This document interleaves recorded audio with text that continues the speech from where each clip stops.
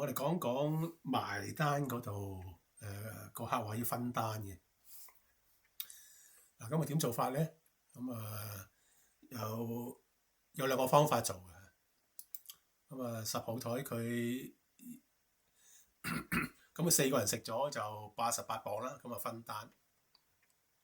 係啦，咁佢呢啲咧就叫到亂晒龍，咁佢都唔知自己叫咗乜嘢嘅，即係唔知個 total 4個人咧就係88磅。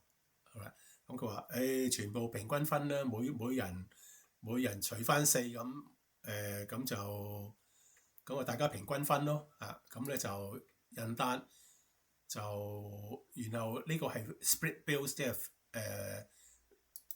分單除翻4個，咁即係話每人咧就俾24磅23。咁有一個好彩啲嘅，咁俾少一 P， 咁然後撳呢個印，咁你就會印4張單，咁每人攞住一張，咁俾24磅22，咁樣。好啦，咁另外一個做法咧就係佢話佢記得佢自己叫過乜嘢嘅。好啦，咁就佢俾翻自己沙爹雞同埋呢個豉椒雞嘅啫。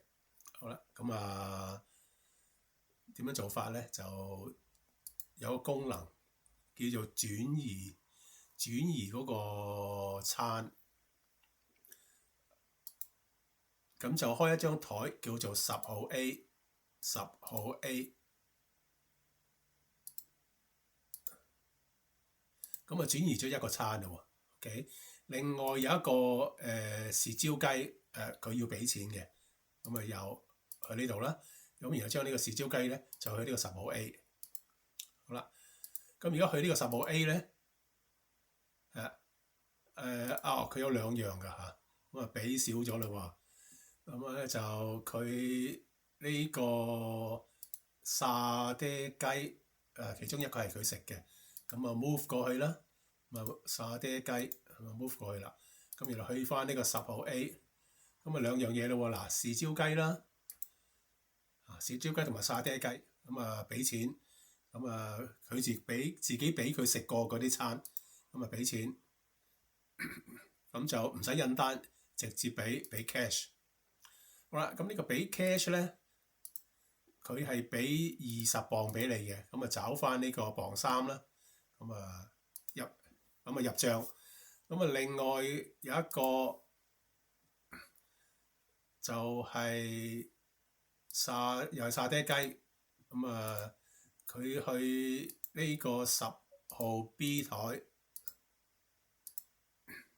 沙爹雞。另外仲有一個沙爹大蝦串嘅。好啦，咁又搬去呢個10號 B。好啦，咁然後呢個咧又俾錢，咁唔印單，俾卡呢個搞掂。咁剩低呢啲咧餐咧就係另外嗰個佢俾錢㗎啦。咁俾啦，唔印單，俾卡。入帳，咁搞掂㗎啦。